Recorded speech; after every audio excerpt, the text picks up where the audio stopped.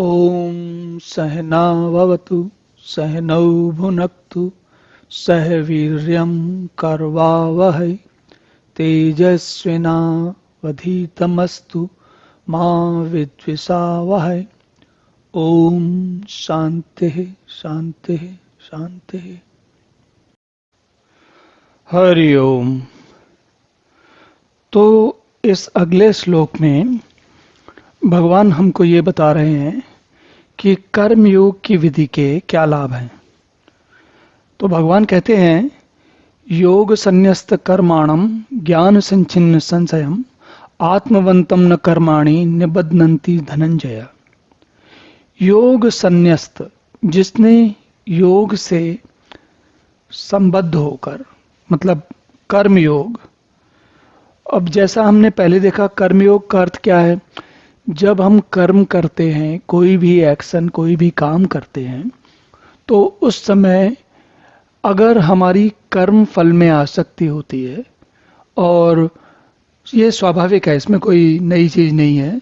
हम जब भी कोई काम करते हैं तो हमेशा उसके फल के बारे में सोचते हुए काम करते हैं। लेकिन कर्म योग का जो सिद्धांत है वो कहता है कि काम करते समय फल के बारे में सोचने से आपका ध्यान जो है वो बार बार फल की ओर भटकता है। अब ये स्वाभाविक है कि हम फल के हेतु से, फल की इच्छा से ही काम करते हैं। तो फिर ये कैसे हो कि इंसान कर्म फल के बारे में सोचे भी नहीं और काम भी करता रहे, ये कैसे हो। तो हम इस बारे में पहले भी बात कर चुके हैं। ये कर्म करते समय फल के बारे में सोचना भी नहीं, ये बहुत ही कठिन काम है। लेकिन अगर व्यक्ति सावधानी से और धीरे धीरे परीक्षा करते हुए अपने आप को कर्म के फल से, कर्म के फल से अपना ध्यान हटाने का सबसे आसान और सरल तरीका है कर्म की जो बारीकियां, जो उसकी विशेषताएं हैं, अगर हम उस कर्म में उसके अंदर चले जाएं, उसमें सारा ध्यान अपना कर्म की विशेषताओं में या उसकी बारीकियों में लगा दें, तो फल से हमारा ध्यान वैसे ही चला जाता है, कम हो जाता है। तो भगवान कहते हैं कि जिसने विवेक द्वारा, विवेक क्या है, विवेक बुद्धि होती है, अच्छा बुरा, सही गलत, क्या करें क्या नहीं करें।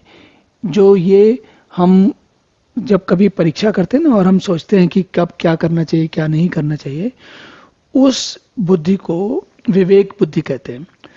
तो जैसा हमने पहले समझा कि यदि हम विवेक बुद्धि से कर्म और कर्म के फल, उन दोनों के अंतर को समझ सकें और अपना सारा ध्यान, सारा जो हमारा सोच है वो कर्म पर लगाएं, कर्म के भागों में लगाएं, ना कि फल में लगाएं।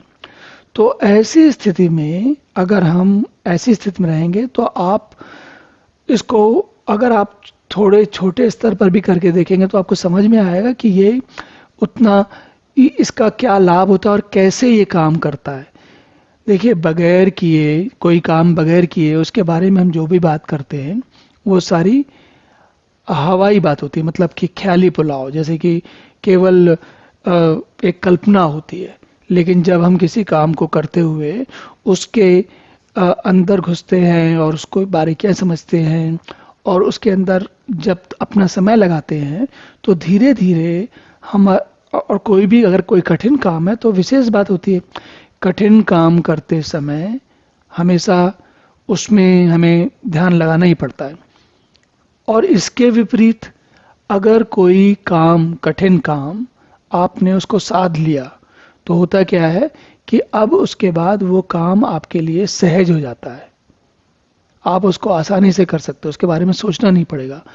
तो दोनों परिस्थितियों में, उस परिस्थिति में भी जब आपको साधा नहीं है, तो काम के किसी भी कर्म में, किसी भी कार्य में अगर हम पूरे अंदर तक घुस जाएं, उसमें सारा ही अपना ध्यान लगा दें, तो हम कर्म फल से अपना ध्यान हटा सकते हैं। लेकिन अगर कर्म काम को बहुत ही कठिन काम को साध लिया है हमने, तो हमारा हम जानते हैं कि फिर वो काम स्वतः होता चलता है, उसके बारे में सोचना नहीं पड़ता है। तो कर्म फल की चिंता स्वतः अपने आप ही चली जाती है, क्योंकि आपको पता होता है कि हम ये काम तो कर ही सकते हैं और हम कर सकते हैं, इसलिए फल की चिंता नहीं होती और आसानी से व्यक्ति काम करता रहता है।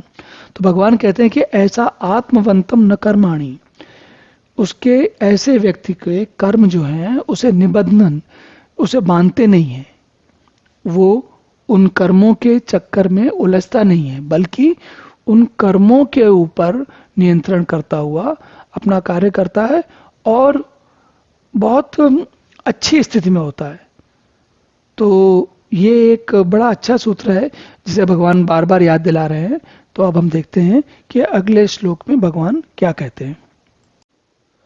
ओम पूर्णमदः पूर्णमिदं पूर्णात् पूर्णमुदच्यते पूर्णस्य पूर्णमादाय पूर्णमेवावशिष्यते।